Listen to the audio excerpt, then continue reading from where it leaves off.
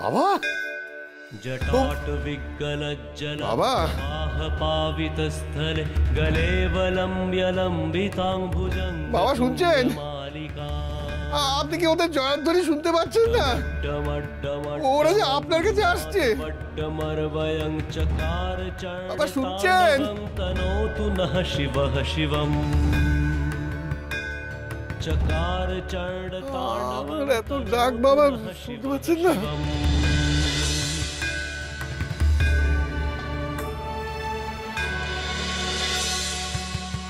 ও বাবা ও লোকনাথ বাবা শুনতে পাচ্ছেন जटाकटाह संभ्रम भ्रमन्निलिम्प निर्झरि विलोल वीचि ধ্যানস্থ কারুর গায়ে তো হাত দিতে নেই জানি धगद धगद धगद जलल्ललाट বাবা যে বিরক্ত হয়ে আছেন किशोर चंद्र যদি আলো লেগে যান प्रतीक्षणं मम ওরা তো বাবার দর্শনের জন্য আসছে জয় লোকনাথ বাবার জয় জয় লোকনাথ বাবার জয় জয় লোকনাথ বাবার জয় জয় লোকনাথ বাবার জয় জয় লোকনাথ বাবার জয় জয় লোকনাথ বাবার জয় জয় লোকনাথ বাবার জয় জয় লোকনাথ বাবার জয় জয় লোকনাথ বাবার জয় জয় লোকনাথ বাবার জয়। এত আওয়াজ তো বাবার কানে যাচ্ছে না তবে কি যারা আসছে তারা বাবার দেখা পাবে না জয় লোকনাথ বাবার জয় জয় লোকনাথ বাবার জয় জয় লোকনাথ বাবার জয় জয় লোকনাথ বাবার জয়। সাধু বাড়িতে ঢোকায় তো দেখছি বাড়িটা একেবারে হাট হয়ে গেছে, যে যখন পাচ্ছে দল বল মিলে ঢুকে পড়ছে। কি ভেবেছে কি ওরা? হ্যাঁ, জয় লোকনাথ বাবার জয় জয় লোকনাথ বাবার জয়। এখন আবার কারা এলো?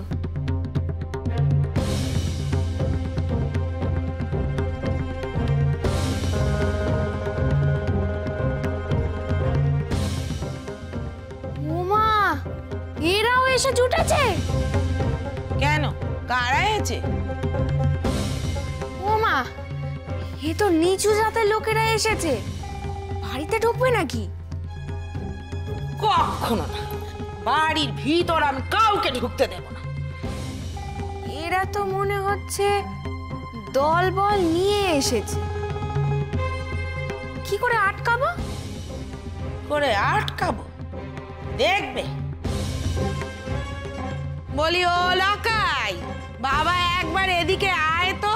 ওই কাদা হাতে নিয়ে ঘরের ভেতর লুকিয়ে থাকলে আর হবে না। গেরস্তের বাড়িতে হাট বসে যাবে। কি হয়েছে? গ্রামের নিচু জাতের লোকগুলো ঝেঁটিয়ে এসেছে ওই জঙ্গলি সাধুর সঙ্গে দেখা করবে বলে। ঘরের ভেতর থেকে বাঁশ লাঠি যা আছে নিয়ে আয়। ওই সাধুর সঙ্গে দেখা করার আগে ওদের আটকাতে হবে। না না, আমি ওসব পারবো না। সাধু বাবার রাগের জন্য আমার হাতের কাঁধে এখনো ওঠেনি। আমি আর ভুল কাজ করবো না, কিছুতেই করবো না। দেখেছো তো মা, দেখেছো? এর মাথাটাও এক করে গেছে। যা করতে হবে আমাদেরই করতে হবে।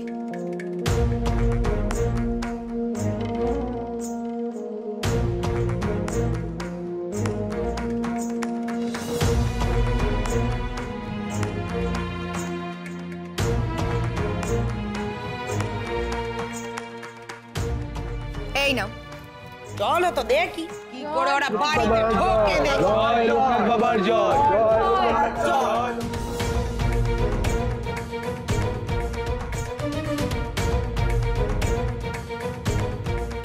বলি যাচ্ছ কোথায়? হ্যাঁ, আর ওই সাধু ভোলানাথকে দর্শন করতে গো। নিকুচি করেছে তোমার ভোলানাথ। বলি কার অনুমতিতেই বাড়ির ভেতর ঢুকেছ? হ্যাঁ, মা জননী, ঈশ্বরের দর্শন করতে গেলে কি অনুমতি লাগে? আমরা তো সাধু বাবার দর্শন করতে এসেছি। বলি ওই জঙ্গলি সাধু ভোলানাথ হতে যাবে কোন দুঃখে? ওমা, সে কি কথা বলছেন গো? উনি যে আমার অসুস্থ ছেলেটাকে প্রায় জমের মুখ থেকে ফিরিয়ে এনেছেন। এমন অসাধ্য সাধন স্বয়ং ভোলানাথ ছাড়া আর কেউ করতে পারে নাকি?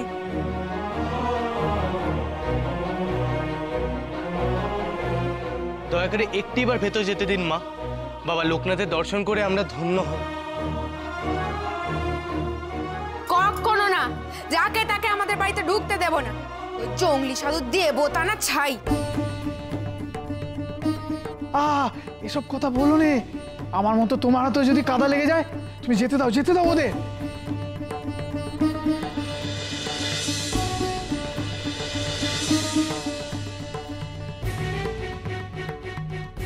কি তুইও তোর বাপের মতো ঘর জ্বালানি পর ভুলনি হলি? হ্যাঁ, আমাদের পক্ষ না নিয়ে তুই ওই সাধুর পক্ষ নিচ্ছি?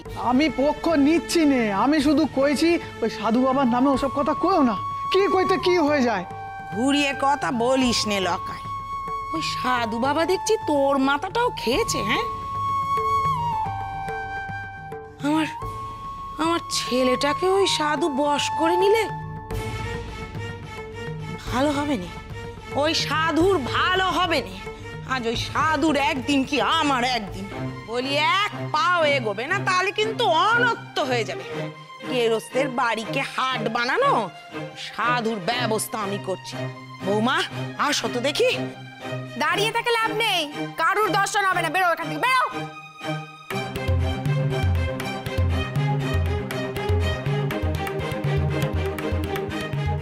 আমরা যতই বাধা করুক, বাবার দর্শন না করে আমরা কিছুতেই যাবো না। বলো সব, জয় বাবা লোকনাথের জয়, জয় বাবা লোকনাথের জয়, জয় বাবা লোকনাথের জয়। জয় বাবা।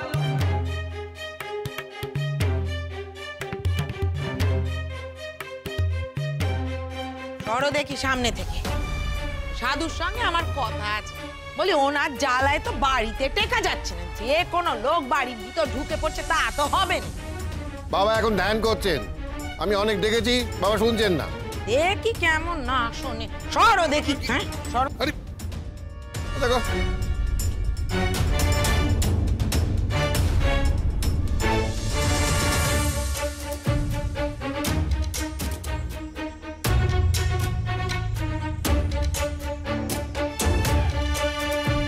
বলি ও সাধু বাবা, শুনছো? ওটো দেখি, চলো আমাদের সঙ্গে। তোমার এই ধ্যানের ঢং দেখতে এখানে আসে।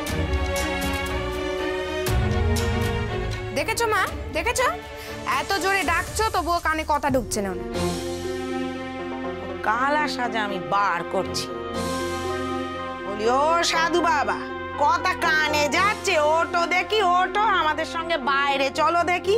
হ্যাঁ, আমি জানি আমার প্রত্যেকটা কথা তোমার কানে যাচ্ছে।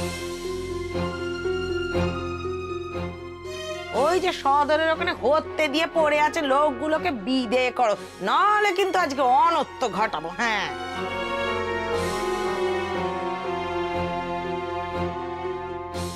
দেখেছো মা, দেখেছো কেমন না শোনার ভান করে বসে আছে? আসলে উনি তো জানেন জমিদারের কথা আমরা ফেলতে পারবো না। ওনাকে যে বের করে দেবো তারও তো কোনো উপায় নেই। বলি যে ঘাড়ে করে নিয়ে এসেছে তাকে তো বিদে করতে পারবো বৌমা।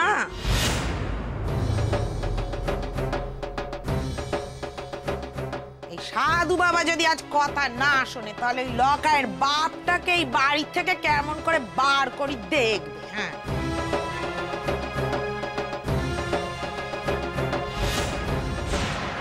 দেখো এই শেষবারের মতো বলছি, তুমি যদি চোখ না খোলো তাহলে কিন্তু তোমার ওই চেলাটিকে ঘর ধাক্কা দিয়ে বাড়ির থেকে বার করবো। হ্যাঁ,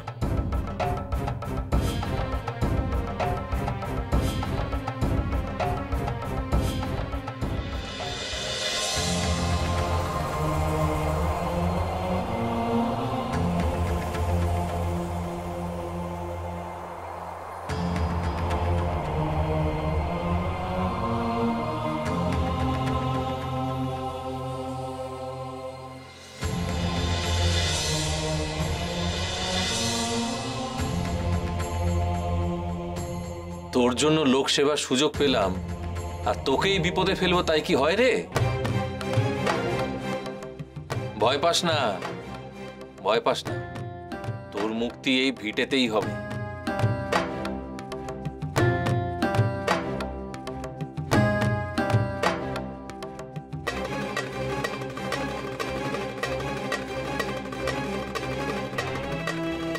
কিন্তু আমার মুক্তি যে কবে হবে কে জানে। এত সহজে বোধহয় ওরা আমাকে ছাড়বে না। নে চল, দেখি কি বলতে চায়। চল।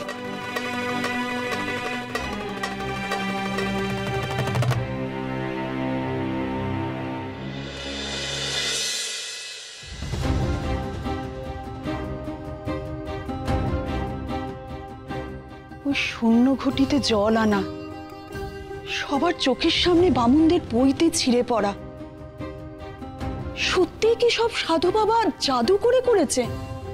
বলি না জমিদার মশাই। না না গিন্নি, আমার এটা একদম বিশ্বাস হয় না। এই যে আমি, নায়েব, তুমি, আমাদের ছেলে, সকলের সামনেই তো ব্রাহ্মণদের পইতে ছিঁড়ে পড়েছে। তাহলে এতগুলো লোককে কি একসঙ্গে সম্মোহন করা সম্ভব? বলছিলাম এই যে কবিরাজ মশাইয়ের ওষুধের দৌলতেই যে আমার পা ঠিক হয়ে গেছে, এটা যেন কোথাও আমার মনে হচ্ছে না। কেননা সেদিন ওই সাধু বাবা জোর দিয়ে আমায় বলেছিলেন, ওসব ওজোর আমি শুনবো না তো। মহেশ্বরের কাছে আসতে হলে পায়ে হেঁটে আসতে হবে।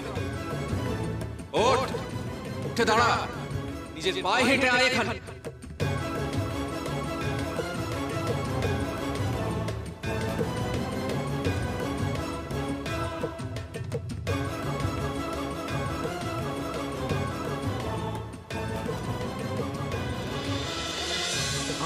আমি কিন্তু সেদিন মন্দিরের ভেতরে প্রবেশ করিনি।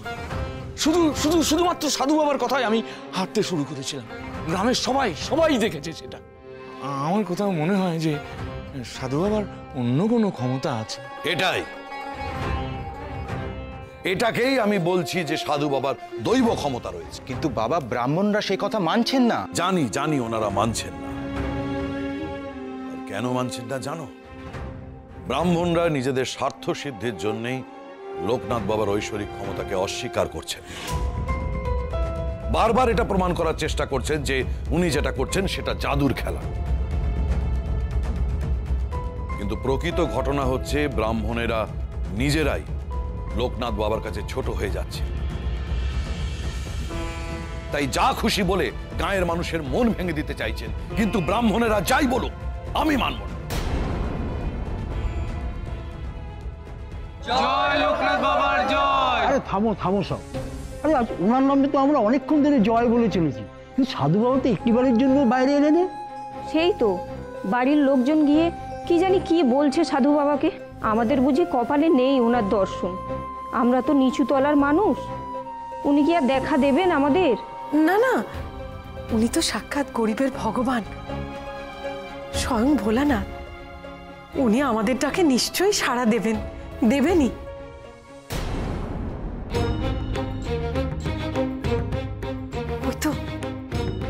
ওই তো দেখো, ওই তো উনি আসছেন। দেখেছো, উনি আসছেন।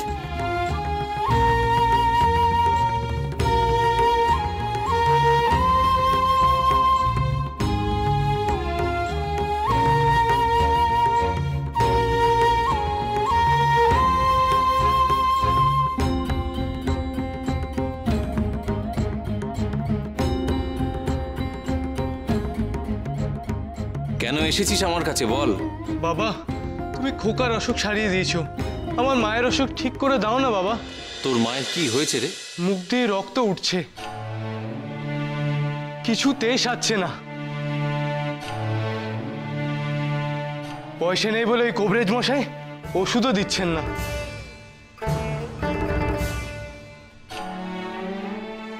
বাবা, আমার বুকের ব্যামো হয়েছে, রাত বিরেতে বুকে ব্যথা হয়, হাত ধরে নিঃশ্বাসে, একটু কষ্টটা কমিয়ে দিন না বাবা। আমার বড় বুক পেট জ্বলে গো সাধু বাবা। কবরেজ দেখে বলেছিলেন না খেয়ে হয়েছে, কিন্তু পয়সা দিয়ে ওষুধ কিনতে হবে। যেখানে দুটো চাল কেনার পয়সা জোটে না, ওষুধ কিনবো কেমনে বাবা? আমরা গরিব মানুষ, বড় কষ্ট আমাদের, কেউ আমাদের কথা ভাবে না। আপনি ছাড়া আমাদের এই কষ্ট দূর করবে কে বলুন বাবা?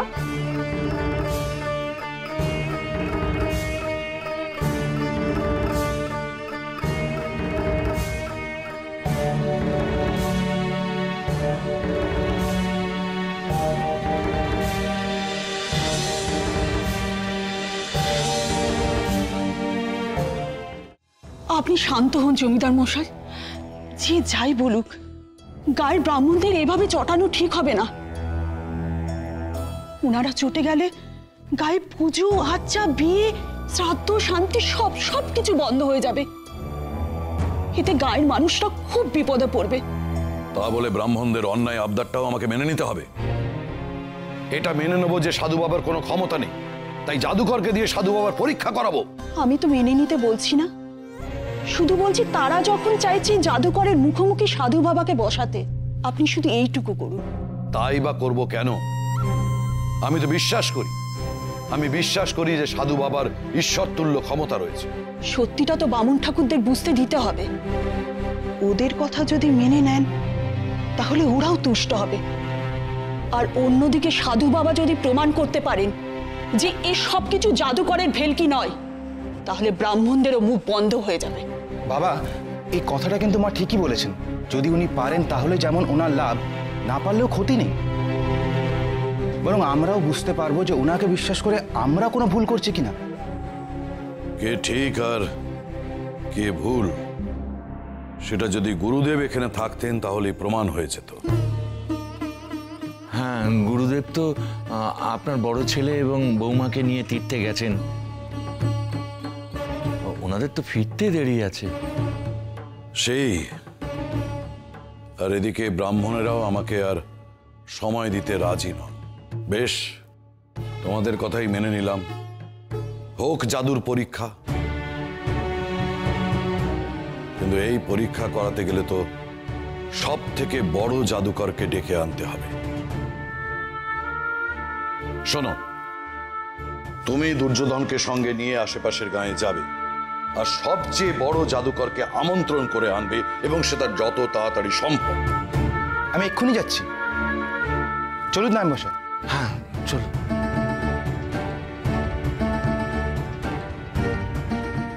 না না না, আমার মন বলছে লোকনাথ বাবার ঐশ্বরিক ক্ষমতাকে তাচ্ছিল্য করে ব্রাহ্মণেরা বড় ভুল করছে।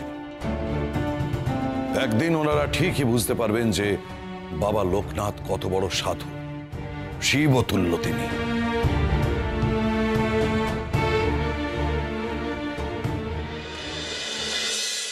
আমার মায়ের অসুখ ঠিক করে দাও না বাবা। মুক্তি রক্ত উঠছে, কিছুতেই সারছে না। আমার বুকের ব্যামো হয়েছে, রাত বিরেতে বুকে ব্যথা হয়। আমরা গরিব মানুষ, বড় কষ্ট আমাদের, কেউ আমাদের কথা ভাবে না।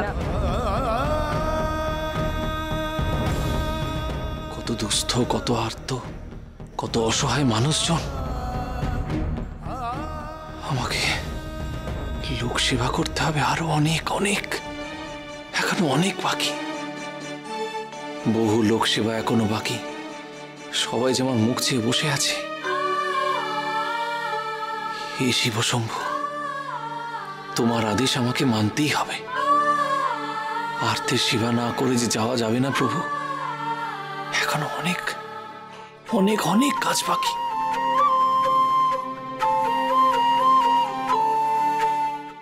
আমি 3 বার গায়ত্রী জপ করে পইতে গড়তে গেছি, প্রতিবার গিট পড়ে সুতো নষ্ট হয়েছে।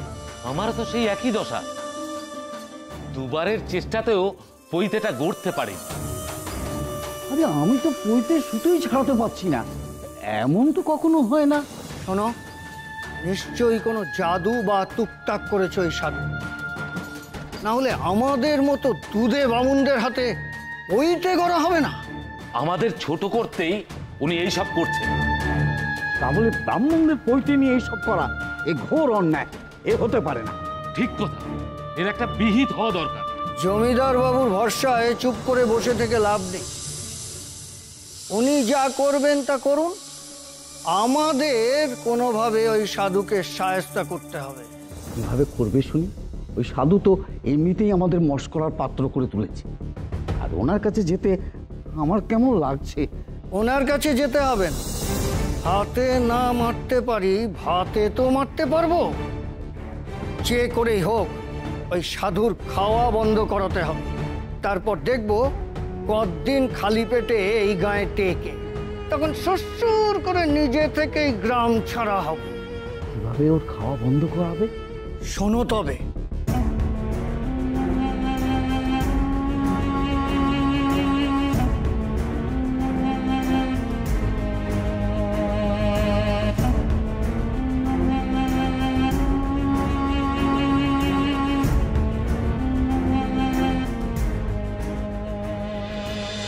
আমি তোদের কষ্ট দূর না করে কোথাও যাব না রে। নে নে, ওঠ সবাই, ওঠ, যা নিজের বাড়ি যা। কাল থেকে তোদের সবাইকার পাড়ায় গিয়ে আমি বসবো খন। তোদের দুঃখ কষ্টের কথা শুনবো, ওষুধপত্র দেব, তোদের রোগ বালাই সব দূর হয়ে যাবে।